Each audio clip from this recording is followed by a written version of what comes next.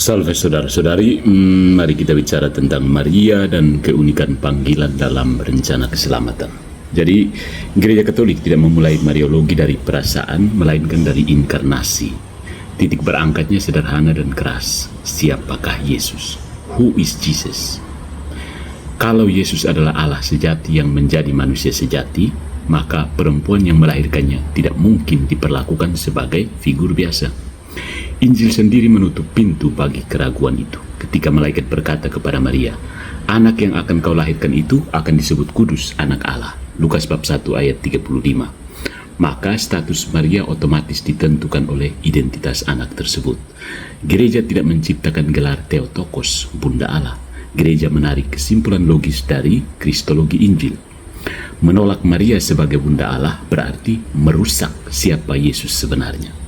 Sejak awal kitab suci, Maria sudah dibayangkan secara profetis. Dalam Kejadian bab 3 ayat 15, Allah berbicara tentang perempuan yang permusuhan totalnya dengan ular berujung pada kehancuran kuasa dosa. Injil Yohanes menangkap benang ini dengan sengaja. Yesus tidak menyebut Maria dengan nama, tetapi dengan gelar perempuan. Yohanes bab 2 ayat 4, Yohanes bab 19 ayat 26. Ini bukan jarak emosional, ini bahasa teologis. Di salib, ketika Yesus berkata, inilah ibumu, Yohanes 19 ayat 27, dia sedang menciptakan relasi baru, bukan sekedar mengurus urusan keluarga. Ya, Maria berdiri bukan hanya di palungan, tetapi juga di bawah salib. Injil Lukas menegaskan nubuat Simeon, suatu pedang akan menembus jiwamu sendiri. Lukas bab 2 ayat 35. Ini bukan sentimentalitas, melainkan partisipasi nyata dalam penderitaan Mesias. Maria tidak menebus dunia, tidak, tetapi ia ikut serta secara unik dan tak tergantikan dalam karya penebus. Nah, Maria penuh rahmat dan tabut perjanjian baru.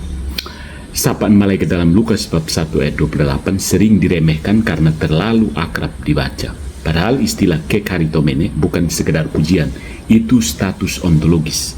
Maria tidak sedang diberi rahmat, melainkan telah dan tetap berada dalam kepenuhan rahmat.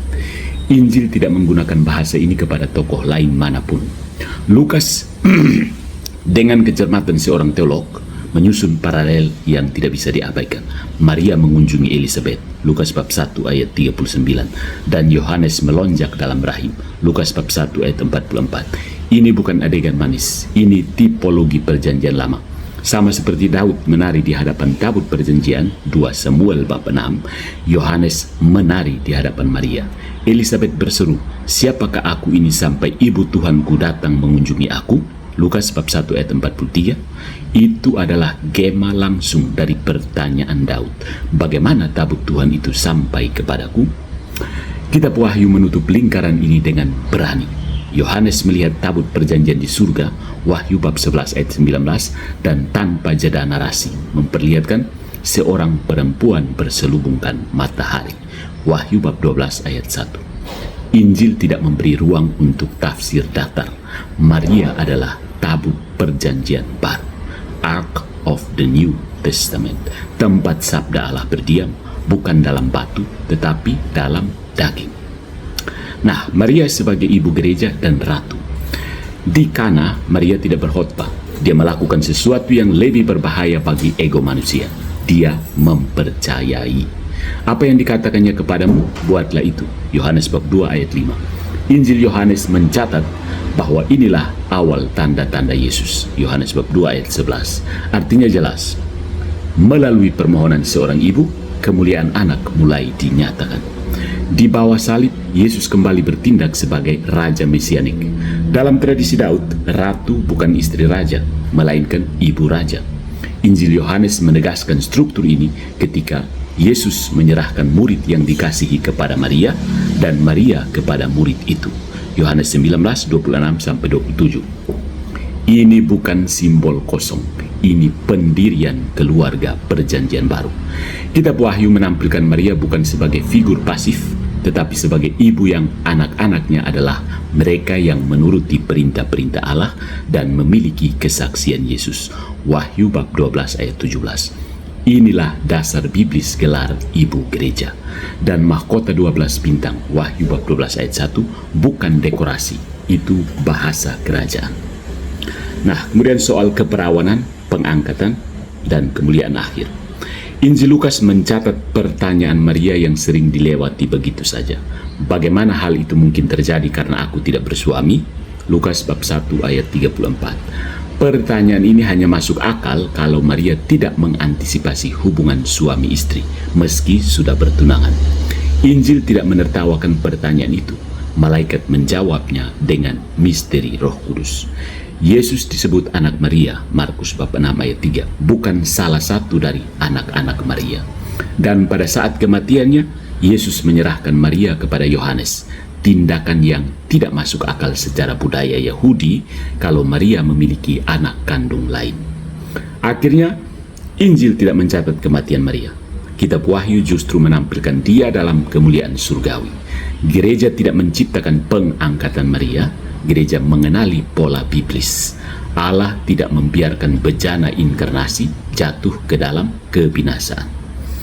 Jadi saudara-saudariku, masalahnya bukan Maria, tapi kristologi yang bocor.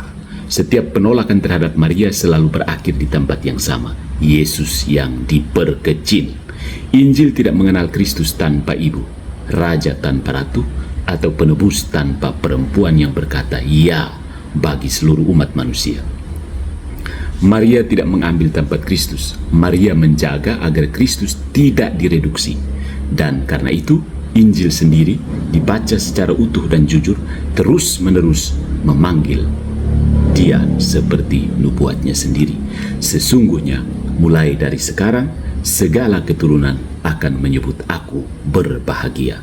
Lukas bab 1 ayat 48. Ini bukan propaganda Katolik. Ini adalah kitab suci.